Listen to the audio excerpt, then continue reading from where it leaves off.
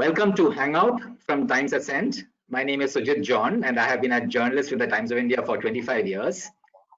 I will moderate this discussion today. We will be discussing the very hot topic of health and wellness of working professionals. Since the COVID-19 pandemic started, these are issues uppermost in many companies' minds. There are big concerns around both physical and mental wellness. To discuss the emerging issues, to discuss how companies and employees must reorient themselves, we have with us today three very accomplished professionals. We have with us Dr. Marcus Rami. Marcus has been on our panel before. He currently serves as General Manager of Tribe Global in India, a US-based behavior change technology and media company founded by Arianna Huffington in 2016. Marcus completed his Bachelor's of Science and Medical degrees from University College Medical School in London. His passion for extreme physiology has allowed him to conduct field research across the planet. He has done expeditions to the sides of Everest, skiing in the Arctic and the European Alps. He has served as a medical officer in the Royal Air Force and at NASA's Kennedy Space Center. Marcus is also a keen athlete and long-distance marathon runner. He holds a Guinness World Record for backwards running. Wow, Marcus. Welcome, Marcus. We have with us Mallika Rao. Mallika is a wellness coach, mindfulness trainer, humanitarian, and a spiritual activist. Mallika brings over 15 years of learning and research in various psychological and spiritual modalities from some of the best teachers in the world. With over 7 years of corporate experience and having traveled extensively, Mallika comes with deep perspectives and learnings from various cultures and spiritual communities. Mallika is a Vipassana and Tai Chi practitioner. Mallika believes true well-being is experienced when your mind, body, and soul are in harmony. With that understanding, Mallika works with individuals and corporates to help them practice mindfulness, meditation, and minimalism. Welcome, Mallika. She'll be speaking a lot more on that in the discussion. And we have with us Purnima Garg. Purnima is Deputy Country Director at Room to Read, a leading non-profit focused on girls' education and children's literacy in Asia and Africa. Purnima is a certified life coach. She's a management practitioner with more than 18 years of work experience that spans across various aspects of human resources, communication, donor engagement, and administration. Purnima's work primarily has been in the areas of organization development, designing HR systems and processes, strategic planning, non-profit budgeting, building effective and high-performing teams. She has worked in learning and development programs, performance management in a multicultural environment, compliance and competency mapping, diversity and inclusion. Welcome, Purnima. Thank you. Those who are viewing this, you can send in questions in the questions section of this webinar application. My first question to all of you, at the workplace, in health and wellness, what has changed since the pandemic? Have there been significant changes in awareness and approach? Marcus, you want to start? Yeah, absolutely. Thank you, and thanks for having me again. It's wonderful to be here. So thanks for orchestrating this this gathering. I think fundamentally the entire landscape has changed. I've been a champion of well-being for almost 2 decades and working with companies around the world around these themes for that long.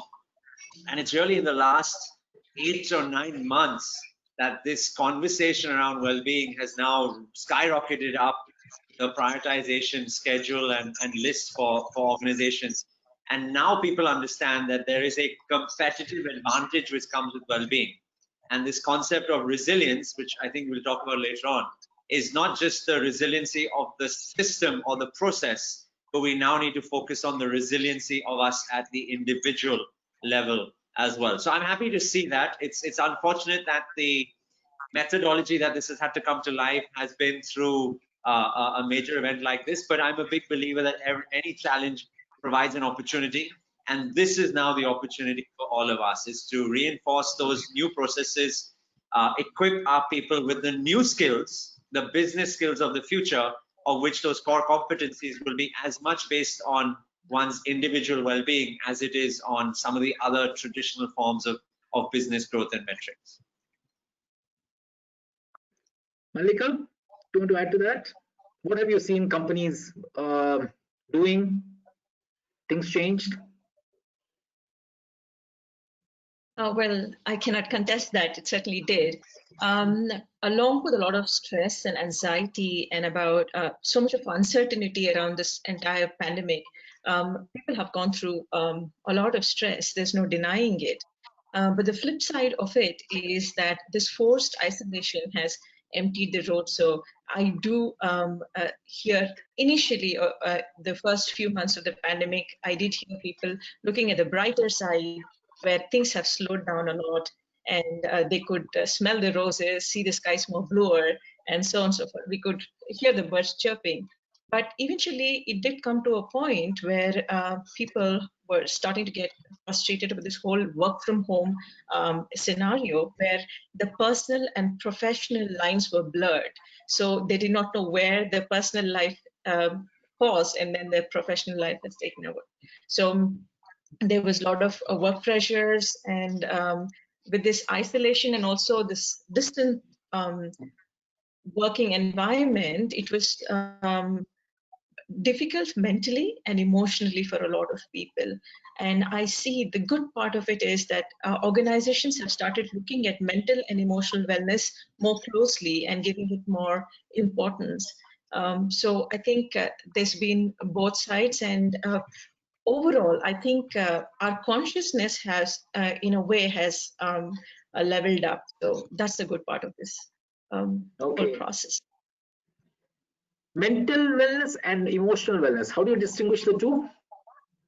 Right. When we say mental wellness, we are basically, I'll simplify it. Bottom line is, when we talk about mental wellness, it is about your thought process, how your mind works. Whereas the emotional part of it is the feelings and the emotions we experience. So for any event that happens, there are three things that happen, three E's, basically the event itself that has happened, and then the emotion that you feel in your body, the sensations. And the third one is the explanation you give, which is your mind, right? The meaning you attach to the entire event. And that's when the emotional charge is carried on. That's why you see something must have happened some time back and people are still living with that kind of baggage. It could have happened a week back or a month back or years back. Something happens and it triggers that charge, the emotional charge. It triggers the same memory, and then you see the whole pain rushing back to you. So that's when we say it has to be mental and emotional wellness. You need to understand they're two different aspects, closely related. They are not in isolation, but they are different processes. Okay. Purnima, you are opening remark, and you work with companies. What have you seen? What have you seen change? So I would completely agree with what Dr. Marcus said and what Mallika said. There has never been, wellness as a whole, and I'll not specifically talk about health, emotional, or mental wellness. Wellness in general never was so urgent to be addressed. And yes, it is so unfortunate that it had to reach to a pandemic situation for the organizations, for the working professionals to realize that how important this aspect was. I mean, probably unconsciously, many organizations were working on it by calling it employee morale, I would say. Still, they kind of do that, but it was a very unconscious effort, but it was a very minimal thing to say. They were not really reaching out to the deeper causes or the larger well-being of individuals, of teams, of organizations. So, I mean, I completely agree with both the panelists, and this is an urgent need, so to say, not just at a country level, but at a global level, and hence we are here talking about the topic. So that's what I would say. Yeah, urgent need. Absolutely. I've heard, especially about mental health. I mean, I've heard so many companies talk about it, especially with youngsters sitting alone in paying guest accommodations and all that.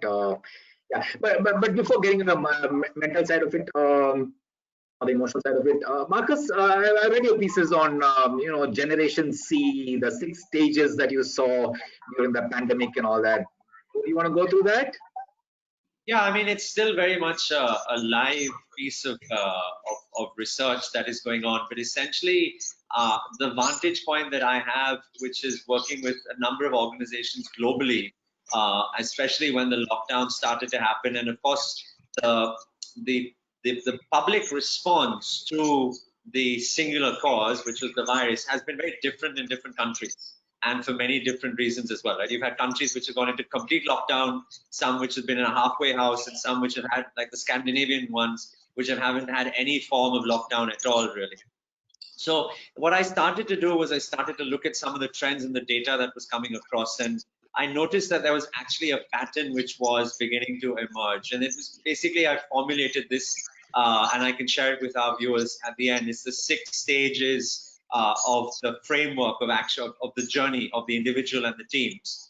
The first 3 phases were really about adoption and engagement, and then the consumption of these digital platforms. And we saw a lot of rush in the beginning for people to jump on to these technology platforms. Some companies were prepared, other companies were not. But what we saw, and I think Monica alluded to that fact, was there was a honeymoon phase. And I was doing a weekly poll in India from when the Prime Minister announced the Janta curfew. And I had around, I think now 40 or 50,000 people who participated in this poll, looking at stress levels sequentially, first every week, and then we slowly extended that out. And what we noticed was that the baseline stress level, when it immediately occurred, actually started to drop in the first few weeks, up to about 6 weeks on from the beginning. And that's the sort of honeymoon. Everything was new. We was not commuting as much. We were at home. Work wasn't as intense at that time because companies were still trying to figure out, what do I do with my people? What is the job? And all of those type of things started to happen. Then the realization occurred that this was not going to be a short-term journey. And lockdown 1 became lockdown 2, became lockdown 3. We saw the economic crash. We saw stimulus measures being laid out around the world. Of course, in India, we didn't have the budgetary capacity to do so. So we had the migrant worker crisis and all of those issues around the things. And that's when stress levels started to rise. And actually, they rose pretty sharply. We started at a level of about 5. It had dropped to 4.1. And then it reached a high of 6.7, 6.8 when I was doing this.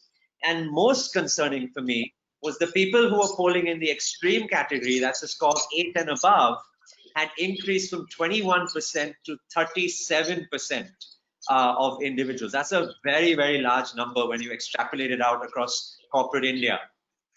That was stage 4, which again, Malika described, which was the sort of isolation, the loneliness phase. And people were hit by the realization, this is going to go on for a long time. I'm on my own, etc. Stage 5 and stage 6. So I think for some people, they have started to enter stage 5, and I've actually started to see the stress polls begin to drop now, and we're touching about the early sorts of 6.1 right now. And for these people, this is the sort of the acceptance stage for individuals. And a lot of people have begun to create routines. They've created thoughts around sustainability.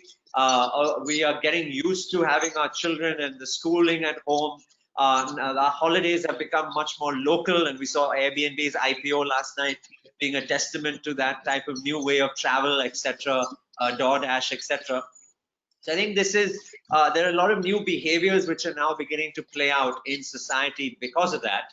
And the last stage, which I'm most excited about, which I hope that future focused leaders are talking about, is the transformative stage. Because honestly speaking, COVID is a symptom of a much larger problem, which is the climate crisis. And we started by talking before we got on about some of my global work. My main focus globally is around the climate crisis and the impact on our well-being. And all of this is tied down to, we need to solve for that over the next decade. Otherwise, things like this are just going to play out over and over again. So in this transformative stage, I think there's a lot of opportunity for digital transformation, for new ways of living, new ways of working, new cultures within organization, new ways of managing teams, new ways of education, new ways of going on holiday, electric vehicles, new fuels, etc., and well-being and being at the core of all of that. So I think there's a lot of opportunity for us to do at a global level if we allow ourselves to transform the way we structure our lives, our working lives, and our personal lives around that. Okay, a lot of transformation. Yeah, absolutely. Mallika, what would you recommend? I mean, for people who are going through these issues, mental stress. You mentioned all of those. I mean, your recommendation. What is your suggestion to companies and professionals? So I agree, and it's very interesting how Dr. Martis has actually put them in different stages and explained the whole process, how it has gone. So I certainly see an opportunity, and it was a forced opportunity. It's not, people have been, initially when we used to talk about meditation, people say, Mallika, I have no time for meditation. I'm too busy for it, right? And now with this entire pandemic, there was no other option. And actually, they had to get a little creative to give me reasons. The opportunity I would see is the slow living, going back to basics. Actually, a lot of people had the opportunity to smell the roses one more time after a long time, and then see the bluer skies and agree with us that that I don't know why. I mean, whenever I speak to individuals and even at organizations, employees did mention this, that I never did notice that there's a garden, from my balcony, I could see it. And I did not notice that there's so many different kinds of birds. So after having experienced this, people are going to look and live differently. And I agree the transformation it's not about yet to come. I think it has already begun. People have changed, and they've changed for good. I mean, the world is not going to be the way we have experienced a year back or year and a half back. It's changed completely. The interesting part is now people are taking a serious look at mental and emotional wellness to understand and to reconnect with themselves and also to their family and friends in a different way. This also means that they're going to work differently. The organizations are going to perform differently. The motivation triggers are going to be different too with these people. So what I would recommend in these times is, especially for the organizations, to, if they haven't already agreed or accepted this possibility, they should start looking at structuring the whole work from home, or rather going back to work processes a little differently, and giving holistic wellness of paramount importance. And I think it is not going to. How do you describe holistic wellness? How would you describe holistic wellness? Okay, so wellness, as per me, it is physical, mental, and emotional wellness.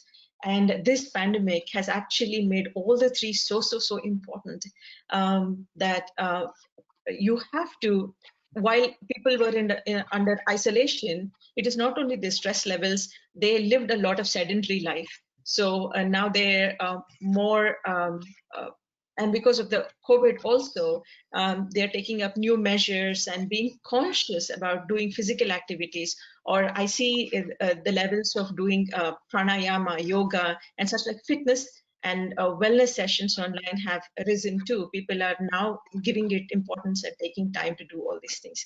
So earlier, what I used to see, especially here in India, is that life usually is to revolve between career, family, and socializing, or finances and career, right? So now the horizons have broadened, and now people are starting to look at different areas of life and say that all these areas of life are important for me to enjoy the fulfillment.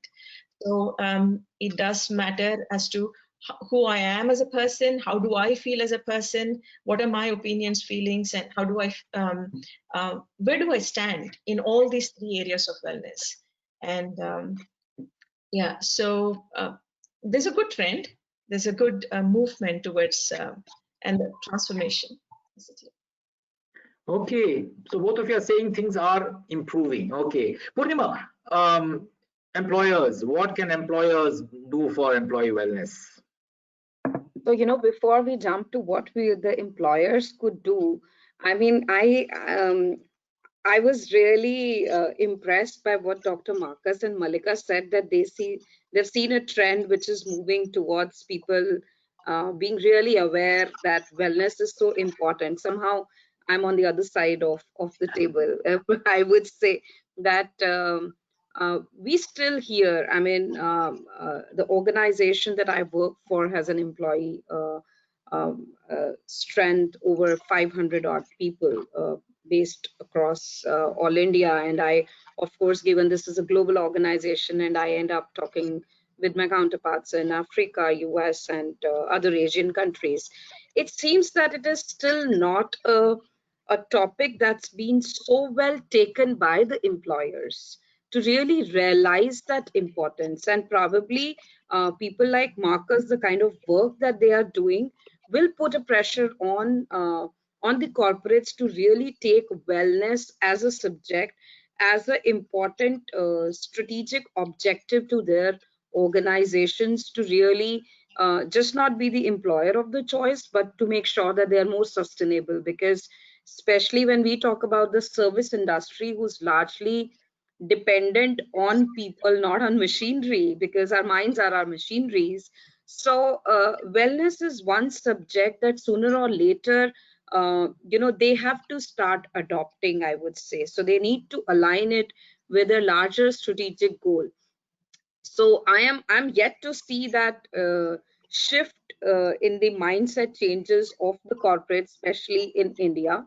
But yes, I'm happy that if Malika is sharing that at an individual level, people have started to realize that, and they are really taking that conscious effort to work on their well-being, and really having that time. Because we end up hearing all the time from our employees that they have not been able to strike that balance, and that's where they get stuck. So in fact, Sujit, I know this is your job, but if I can pose this question for Malika or Dr. Marcus, that how that balance can be, we can strike that. So if we can really talk a little bit about that before we move to what employers could do.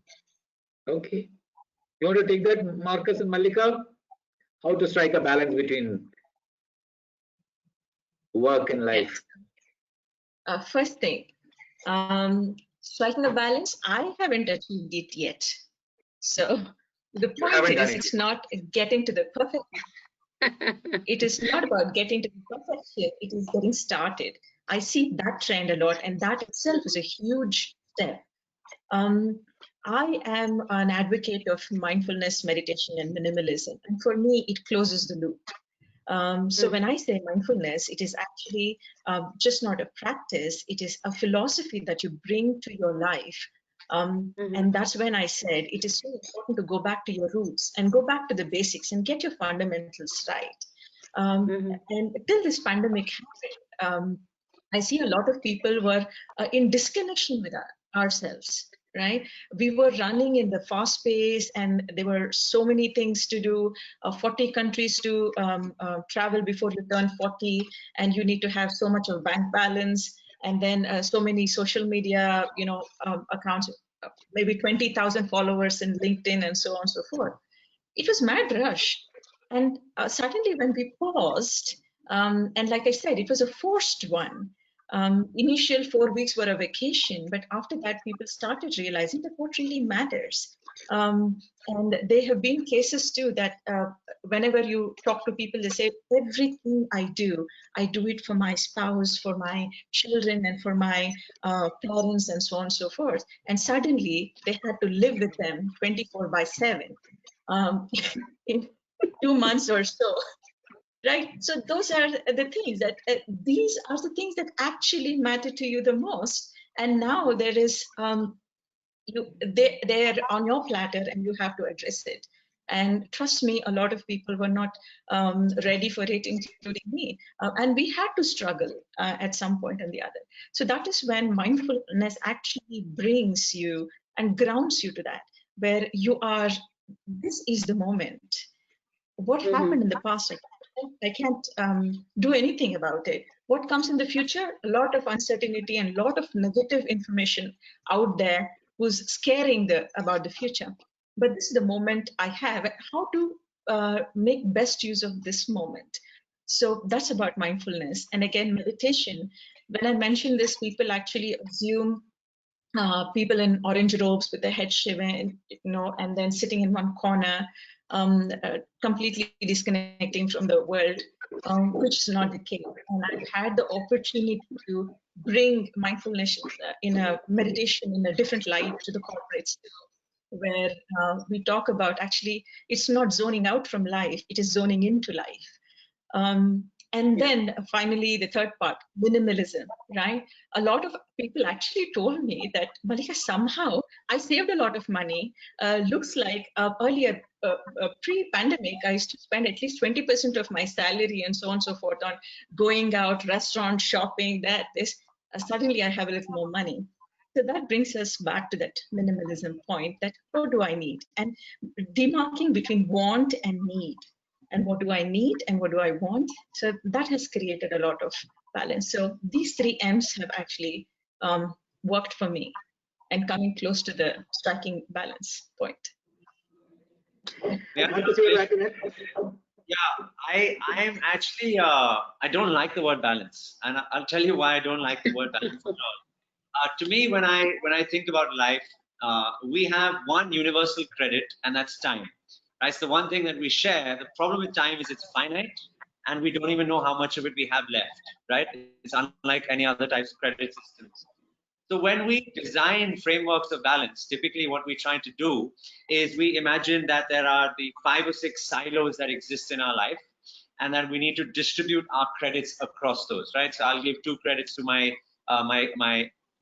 social life. I'll give 3 credits to my personal life, family life, 1 credit to work, hobbies, leisure, etc.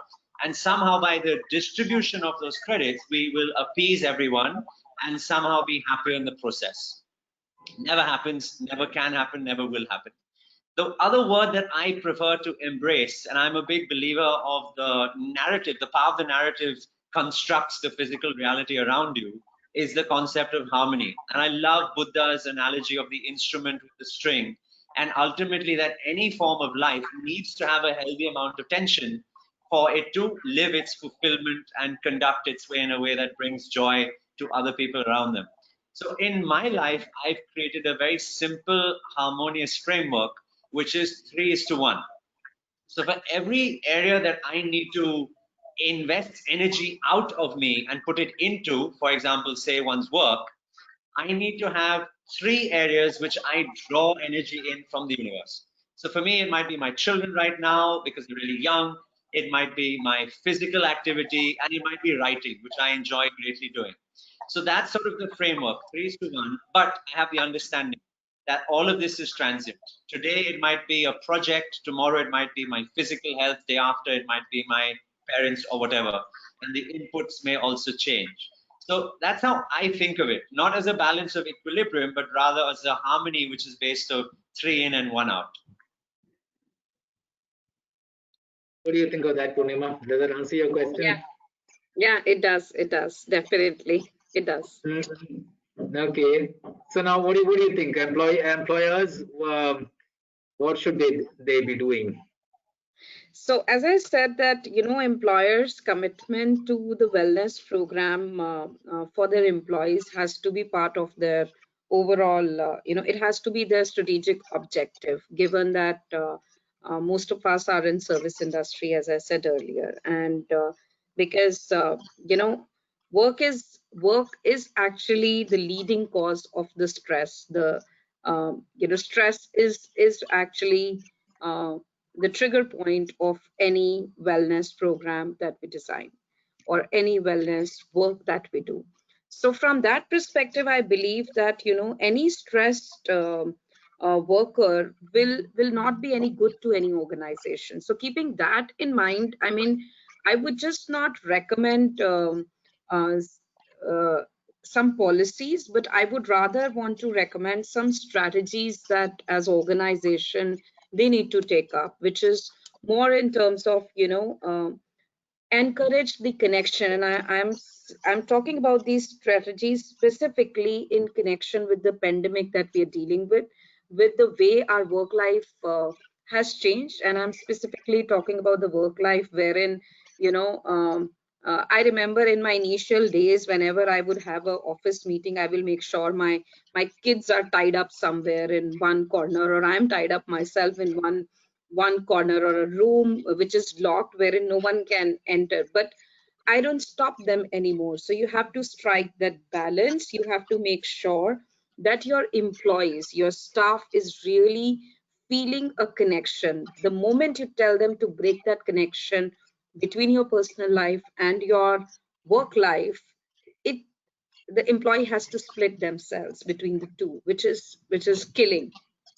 And hence I think, one of the things as a cultural change that organization should be doing is really encouraging that connection. um, you know uh, there has to be a preparedness to really be in this setup. Now, we have seen organizations converting into a digital organizations overnight. We've all seen that. Given this pandemic, we none of us knew that we are. I mean, I remember my organization announced work from home on 14th of March, about a week before the Prime Minister announcement of Janta curfew. None of us knew that we were asked to work from home for 9 months. We just thought we are announcing it for a week because, being a global organization, let's see what the global office says. So, with that mindset, we all came back with a diary and a pen and a laptop. None of us really knew what we are going to be getting into. So, I think that preparedness, wherein,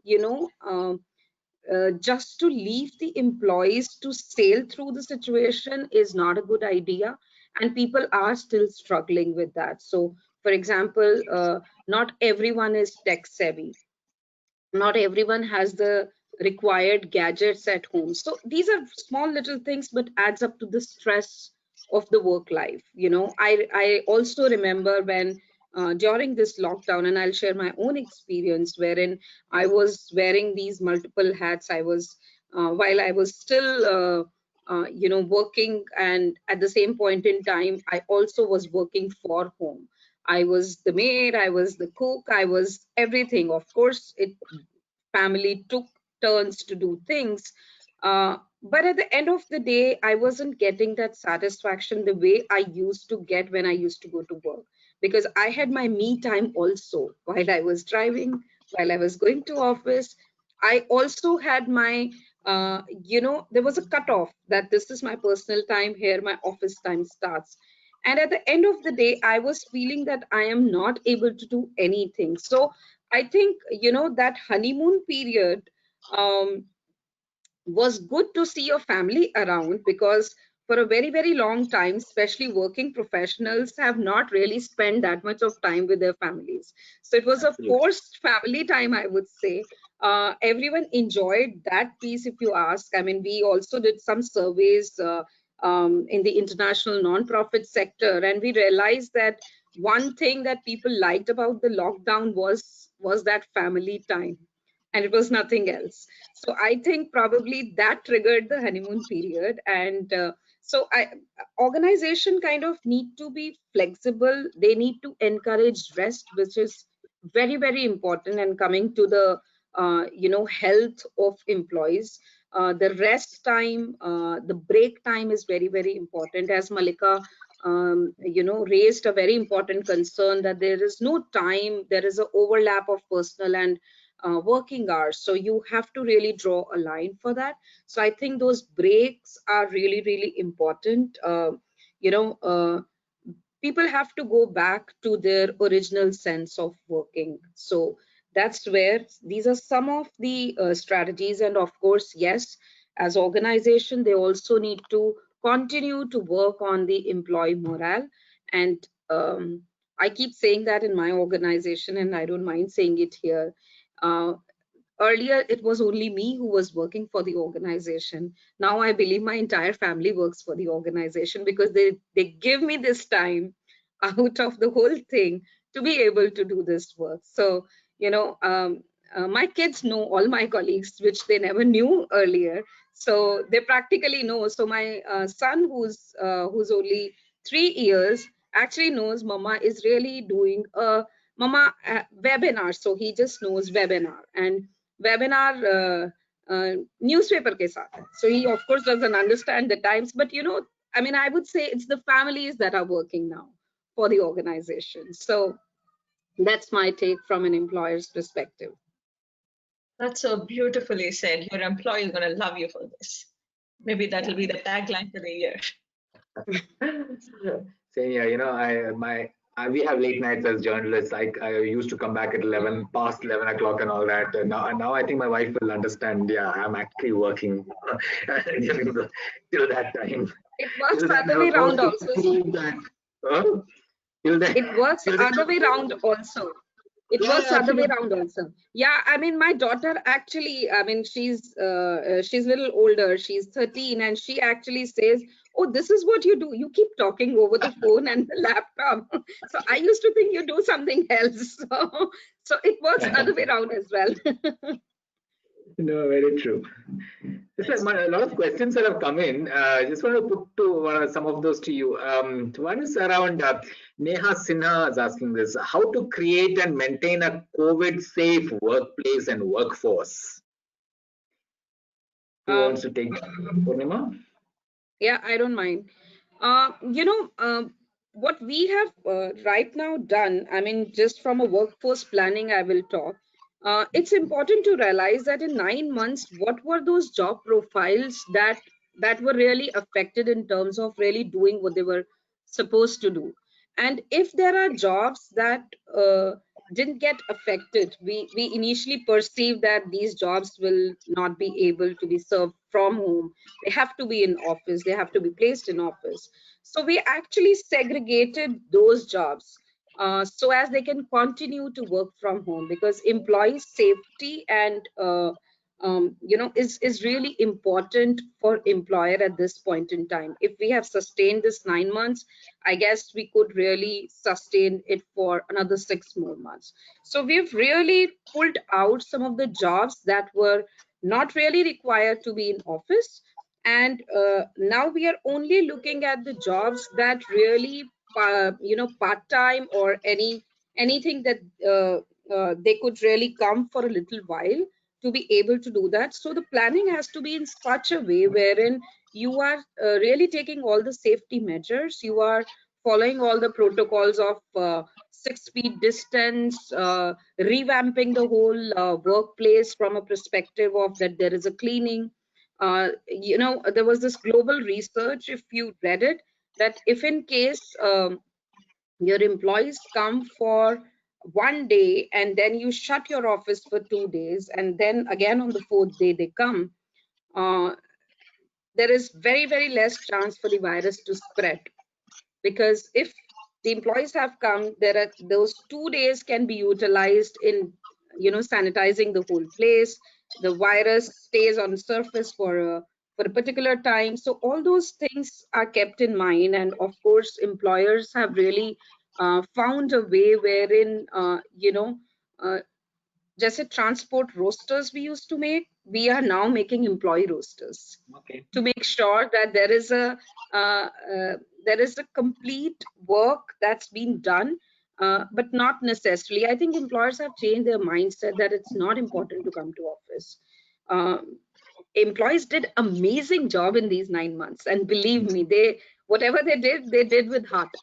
So you know, no one could have forced them to do what they did. So I would say that we are really keen to make sure that employee safety is the priority at this point in time, and the workforce planning has to be done in accordance. Okay. Mallika, let me put this question to you. This from again from Neha Sinha. How to stay feasible and flexible while working from home? Fantastic. To begin with, have a routine. And that's very important.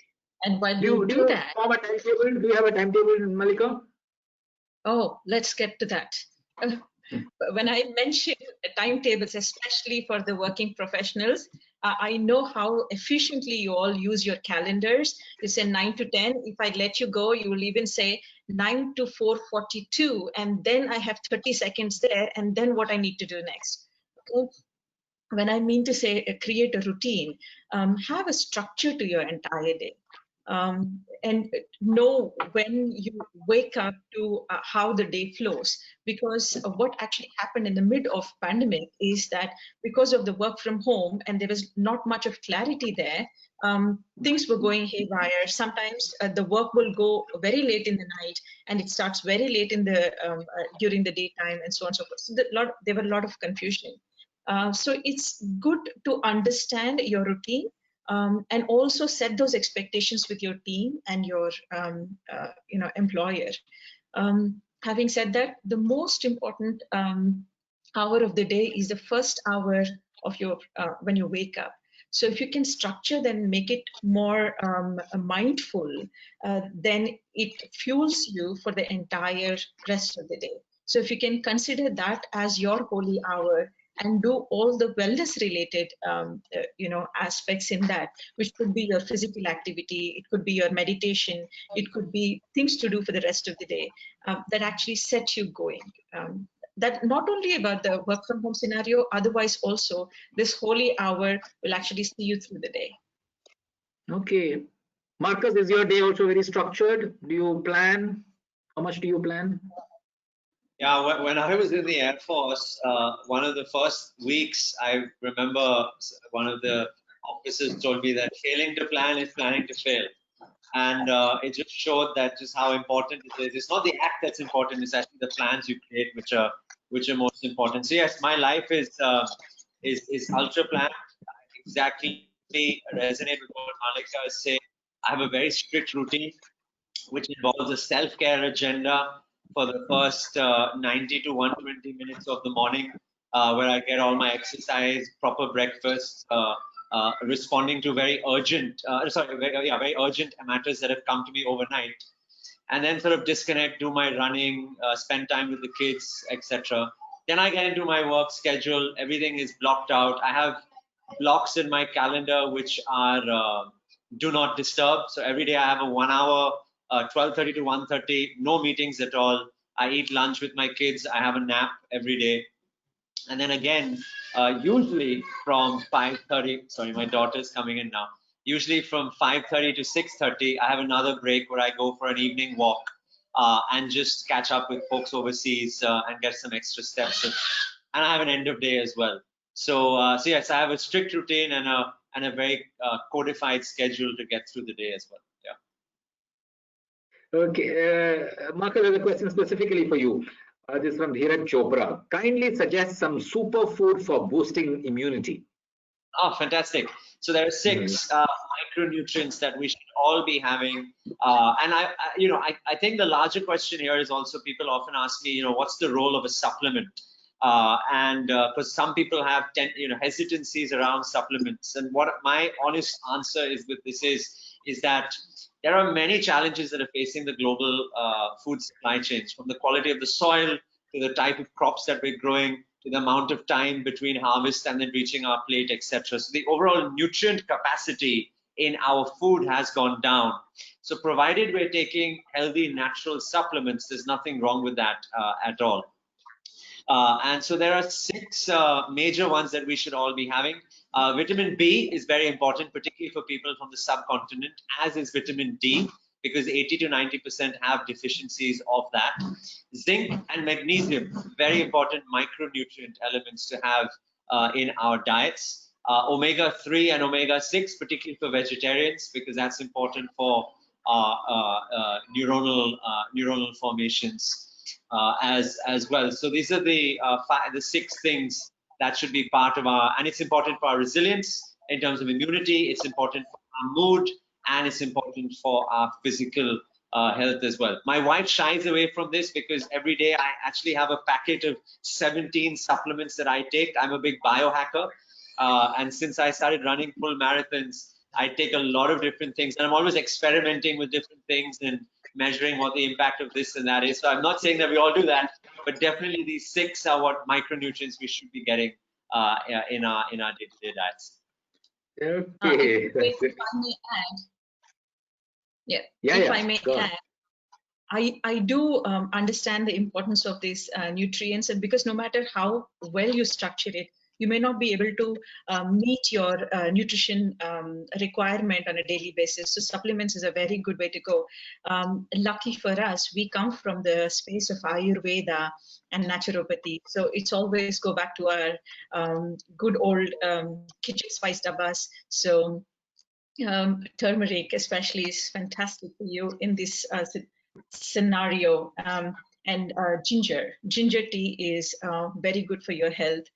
It boosts your immune system as well. So turmeric, ginger, and cloves are very good, and so is garlic. So if you can actually take care of these and have them more, that will help you as well. And don't overcook, overkill. I've been a chef, and I tell you, we Indians double murder vegetables, rice, and everything. So please try to eat as green as possible, as raw as possible.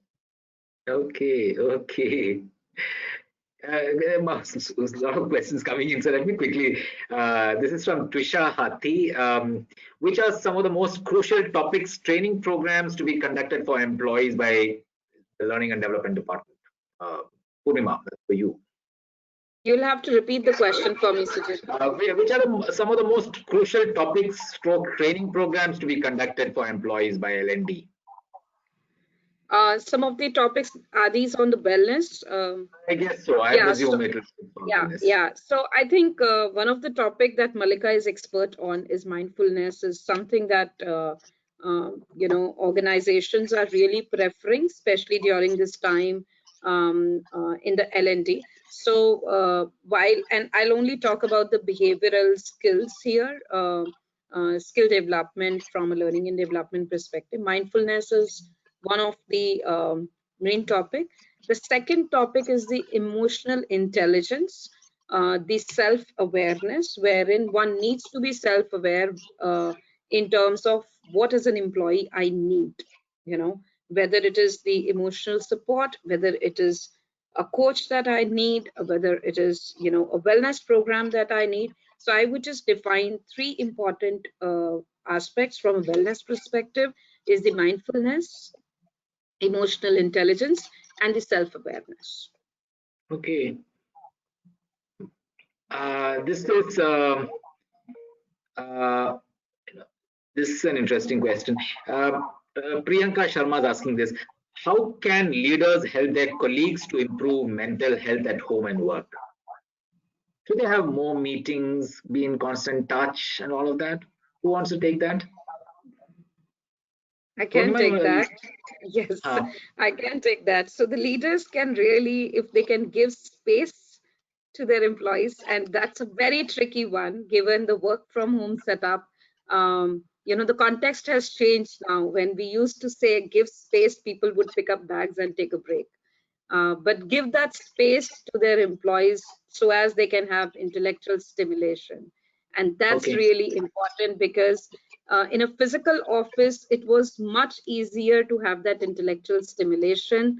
While you are back at home and individually working, it's difficult to have that individual intellectual stimulation. Hence, give them that space, give them that free time to be able to really grow themselves. I would like to add. I would recommend the leaders to take care of their mental wellness first. Yes. And take that space for themselves as well, because technical aspect is a different thing, but people management, especially virtually, becomes even more challenging. And I understand they have deadlines to meet, because no matter what, they still have to perform and help their teams perform. So I think it becomes imperative for them to take care of their mental and emotional wellness first. And once they're in a better place, once they're in a place of calm, they can perform better. They can ask things better in a better way. What about being in touch with them? Smaller groups and all that, smaller teams, how important is it for them to be in touch with each other? Extremely important, Sujit. So initially I was very hesitant telling my team to switch on camera. But because, I wasn't sure how my team is going to perceive that. And I also remember despite of repeated reminders, team would not still switch on their cameras. And we had to really break that ice by letting them know it's okay. You know, wherever you are sitting, in whatever setup you are sitting, because that connect is very important. And till the time as leaders of the organization, if you are not able to reach out to your people, of course, you know, it may not be for larger corporates, for larger organizations, it's not possible for them to reach out to each and every employee, but we always do these smaller group meetings. And it's not only as leaders to only reach out to your immediate team, but to the team at large. So that's very important to conduct these open houses, continue to do the same thing, continue to reach out to people, continue. I mean, it's very difficult to have an open door policy in a virtual setup. You know, that's a trick. And that's what you need to give message and communicate, that how your doors are open. And that will only be communicated if you have these group meetings, smaller group meetings, wherein people can really open up, because not everyone can open up in a public forum. Absolutely, absolutely. Marcus, since we are almost towards the end, there's some background. Sorry, some cleaning going on here. Sorry. Marcus, the other day we were discussing this one thing of, you were talking about atomic habits. That was very interesting. I mean, what are some of these atomic habits that people should inculcate? Yeah, it really comes down to the science of behavior change. So quite often, you know, when I'm conducting sessions for folks and they talk about what their goals and their intentions are, and they tell me, you know, Marcus, my goal, you know, I want to run a marathon. So this is my resolution. And I have to explain to them that, you know, running a marathon is a goal. The behavior associated with running a marathon is to become a runner. The habit associated with that behavior is to run every day or every other day. And the actions associated with that habit are things like buying a pair of running shoes, or, you know, owning a watch that will allow you to track your speed or something, or scheduling a run on a particular day. So this chain is quite often misunderstood, and people confuse the action with the goal, and that's what leads to a lot of people dropping off, or, you know, not completing and feeling like disheartened through the process. So what I do with the sessions that I do, particularly, it's called neuroplasticity and mindsets. When I run this, is that I understand with them, okay, if this is your goal, how are we going to break it down? And I call them habit hacks, right? People understand hacking a computer, hacking a device. So I'm a hacker, I'm just a biohacker. I constantly am trying to hack this biological machine that we have, body and mind. So how can I form a whole series of little habit hacks which allow you to then achieve that particular objective, whether it's a personal objective or a professional objective? And there are three fundamental principles to habit hacks. Number one, you start small, but you have to start today. A lot of people say, okay, I'm going to start this. Amazing, doc. I'm going to start this tomorrow. I say, no, 67% of you will not even reach the start line if you do this tomorrow. You have to start it today. And that's a big difference between the expectation versus reality there. So you break it down into tiny actions, you start today. That's rule number one. Doesn't matter how small, but it has to happen today itself. Rule number two is, it's like a tower of cups. Each individual cup will fly over in the wind. You stack them up, suddenly they become a really powerful force, and you can put a weight on the top. So every habit that you form is best formed when you link it to an old habit, right? So that's the power of stacking. It's called habit stacking as a technique. And the last one is celebrate the wins. You see, our brains, they crave dopamine, the neurotransmitter. And the role of dopamine is it reinforces the neural circuitry, the neural pathway that you just went down. Now, we have a lot of bad habits in our life, and those are things which actually create a lot of dopamine. That's why they're so enjoyable. But when we do something good, we need to force the dopamine into the system. So every time you do something good, celebrate it. It might be with an accountability partner. It might be by putting a post out on social media and getting the likes and the hearts, etc. It might be treating yourself, or it might just be feeling happy with yourself in the process. So start small, start today. Stack them like you would cups and celebrate the wins. These are my sort of biohacking techniques that I've unearthed over the last couple of decades. Okay, great. Yeah, we are in the final 5 minutes. For all of you, I mean, if you want some 2 or 3 messages that you want to leave for the audience, what would those be? Marcus, you want to start? 2 or 3 messages that you think. Any of you can start. Self-care and self-love is not selfish. I think that's a wonderful mantra, and I think it's really important, and it's been highlighted over the period of time that we've all gone through. So I that's my one message. It's tweetable as well if people want to tweet it as well, and that's how Okay. what Self-care and self-love is not self-love is not selfish. Okay, great, absolutely. Mallika? I would say the first one is awareness, becoming aware of where you are, who you are, and the times, bringing your awareness to the moment and living in the moment. So mindfulness certainly is. The second is simplify. Simplify your life. Life is not so complicated. Like Dr. Marcus has right now mentioned, how to break down the big goals and make them daily actionables that will help you achieve the goal. So simplifying everything is actually, it's just not about your career, even your relationships, emotions, and everything can be simplified too. And the last one is mindset. Your perspective is the most important. If you look at COVID, this virus is not out there to think that I'm going to wipe out humanity. It is not here to kill me. It is trying to survive, right? The moment you understand that perspective, that people are not trying to attack me, they're doing what they could possibly do to survive, there's a lot of pressure off you, right? Then you don't think that life is going after you. Actually, I was surprised when my 16-year-old daughter, when we were talking about something, and she told my son that life is tough, dude. It's not fair. So I was surprised. It's not cool to even think about those things, even if it is, it is unfortunately, unconsciously, it has become the mantra, and people start believing it. Life is not fair. Life is hard.